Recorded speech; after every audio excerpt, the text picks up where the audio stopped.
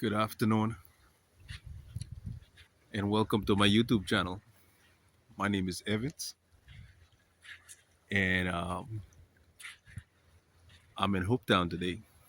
Hopetown, Abaco, Bahamas. It's the 25th of February and welcome to my YouTube channel, The Joseph Effect.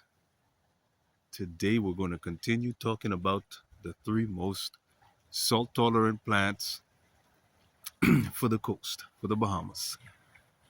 And today I am on a beach that is so famous for Hopetown. It's called Tahiti Beach. And it's one of those places that's so special to everybody that's ever been to Hopetown, because if you've been to Hopetown and you haven't been to Tahiti Beach, you haven't been to Hopetown. It's one of the nicest beaches around, and I'm going to show it to you while I am showing you some salt tolerant plants.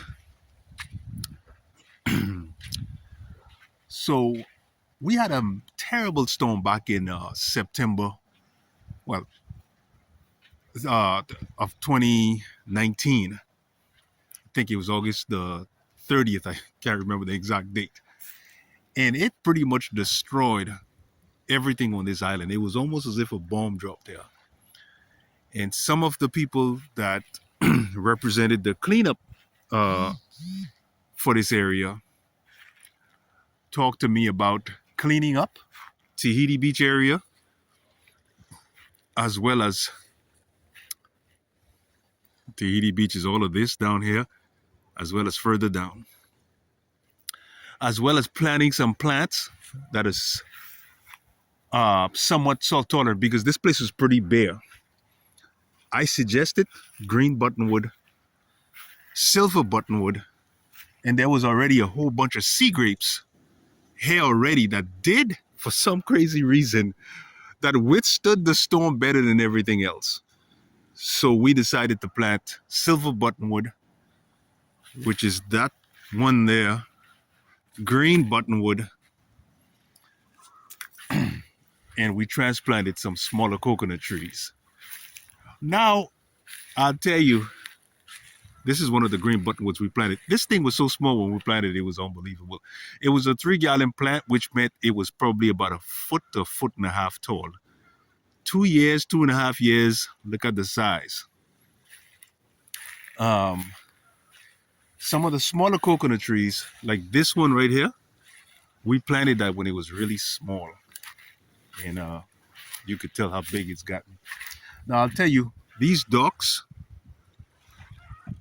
the storm had thrown all of these docks and some of the boats onto this area right here. It was a major cleanup. It took us a long time.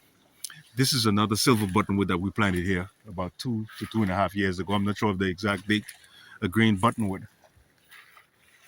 And again, like I say, all these small coconut trees, there was little bitty little stuff when we put them in the ground. It's amazing how big they've gotten. Now, I've got a question, and I'd like you guys to comment down below to help me understand this.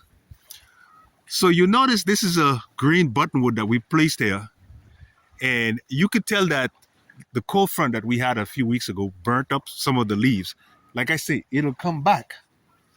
But if you look at this green buttonwood that was originally here from God knows how long, it's perfectly fine.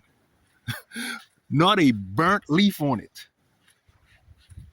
It's a question I've always wondered. How is it that there's certain green buttonwood that's been here all over the coast of Abaco, that no matter what cold front comes, no matter what hits it, it's perfectly fine, but yet one that we transplanted 2 to 2.5 years ago still gets burned from a terrible cold front?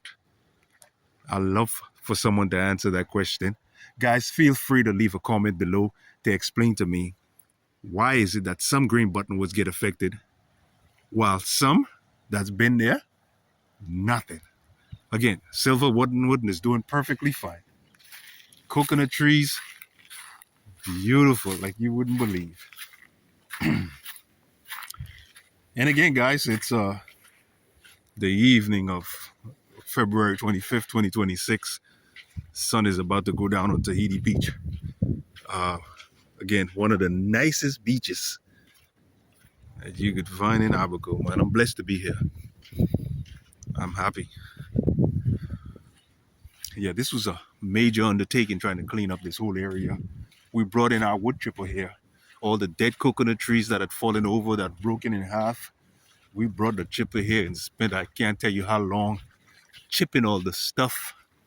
The grass has grown on the ground since, so everything is stable now, you know? And even though we have some burnt up leaves on the green buttonwoods, they're perfectly fine. They're doing their job. We didn't have to plant sea grapes because, like I say, they survived um, without a problem. And one of the things I want to show you down here also is some other trees that we planted all the way at the end. Again, with no watering, or if there was any watering, it wasn't much. They are doing perfectly fine. What a sight. I'm blessed always to be living in Abaco, particularly Hopetown.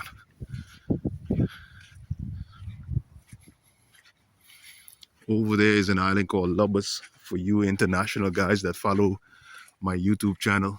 It's a separate island.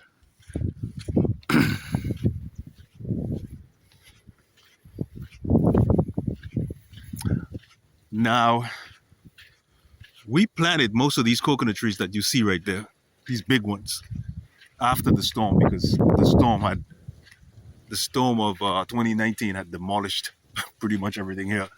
And if you notice, the trees are doing perfectly fine. You understand? And we planted them in the sand. There's nothing here but sand. But yet, they're doing perfectly fine. Guys, I appreciate y'all. Thank you for watching my YouTube channel. And again, this is our famous Tahiti Beach. We've got a swing all the way down there if you can't see it. In the middle of the water. And it goes all the way out when low tide comes in. You could walk right through this. If you're ever in Abaco and you haven't been here, you gotta come and take a look. Anyway, my name is Evans. This is my YouTube channel, The Joseph Effect. Thank you for watching this. And if you haven't subscribed yet, please feel free to do so. I'd appreciate it. Thank you.